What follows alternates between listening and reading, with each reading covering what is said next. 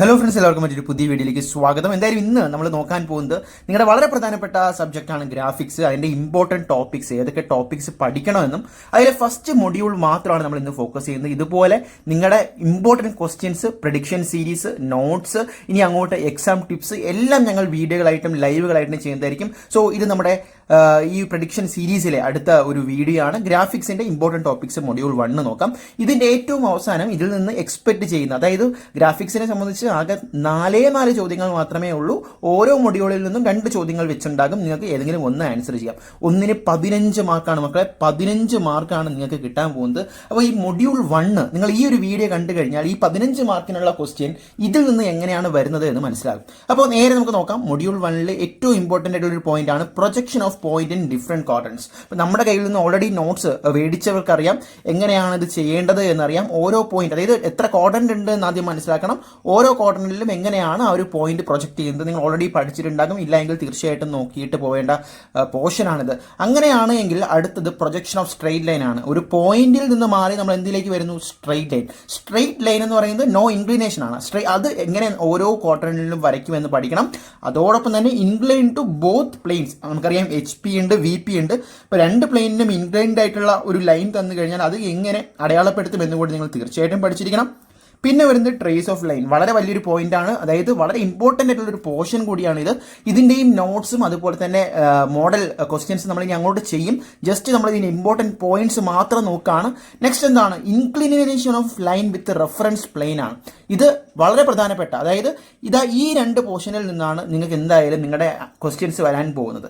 അതായത് ഈ 2 പോർഷനും കൂടി കണക്ട് ചെയ്തിട്ട് നമുക്കത് നോക്കാം. ഒരു മോഡൽ ക്വസ്റ്റ്യൻ നോക്കുമ്പോൾ നിങ്ങൾക്ക് മനസ്സിലാവും. So inclination of line with reference plain എന്ന് പറയുന്നത് ഇൻക്ലൈൻഡ് ആയിട്ടുള്ള ഒരു ലൈൻ ആ റെഫറൻസ് പ്ലെയിനിനെ വെച്ചിട്ട് എങ്ങനെ നിങ്ങൾ അടയാളപ്പെടുത്തണം എന്നുള്ളതാണ്. അപ്പോൾ ടോപ്പ് വ്യൂവും ഫ്രണ്ട് വ്യൂ ഒക്കെ തരും, ബാക്കി കുറച്ച് ഇൻക്ലിനേറ്റഡ് ആംഗിൾസ് തരും.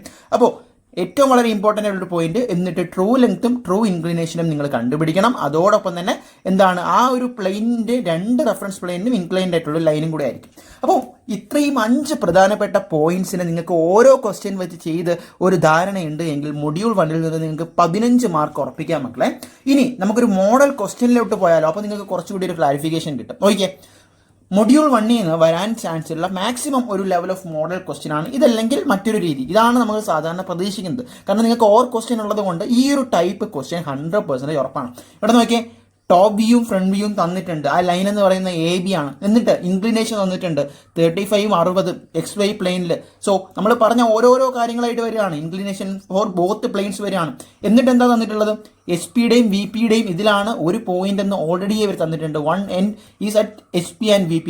അതർ എൻഡ് എത്ര എബോവ് ആണെന്നും തന്നിട്ടുണ്ട്. ഇതിന് ഓരോ മെത്തേഡ്സ് ഉണ്ട്. അതിലേക്ക് നമുക്ക് ക്ലിയർ ആയിട്ട് വരാം. ജസ്റ്റ് മനസ്സിലാക്കാം. എന്നിട്ട് നമ്മൾ കണ്ടുപിടിക്കേണ്ടത് പ്രൊജക്ഷൻസ് വരയ്ക്കണം. മാർക്കുണ്ട്. ഈ 15-ൽ 5 മാർക്ക് പ്രൊജക്ഷൻസ് വരയ്ക്കുന്നതിലായിരിക്കും. എന്നിട്ട് അതിൻ്റെ ട്രൂ ലെങ്ത് കണ്ടുപിടിക്കണം. എന്നിട്ട് അതിൻ്റെ ഇൻക്ലിനേഷൻ കണ്ടുപിടിക്കണം.